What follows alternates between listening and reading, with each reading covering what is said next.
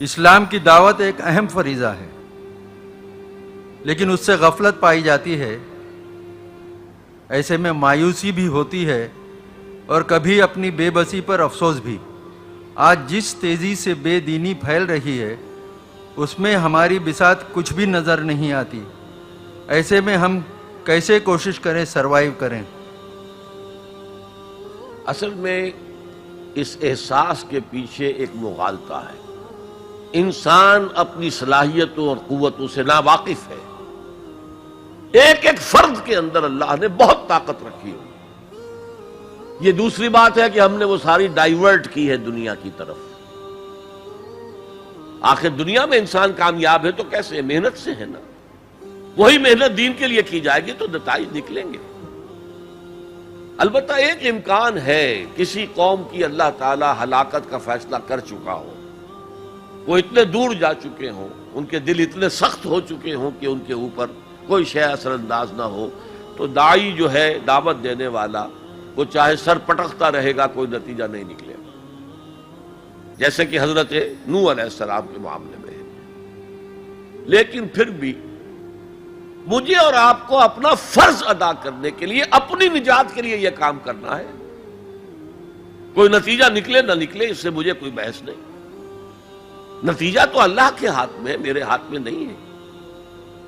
لیکن اس فرض کو، اس ایمان کا حصول، ایمان حقیقی کا حصول، عمل صالح، تواسب الحق، تواسب الصبر، اس کو ادا کرنا یہ میری ذمہ داری ہے۔ اگر میں نہیں کرتا ہوں تو میں پکڑا جاؤں گا قیامت کے دن۔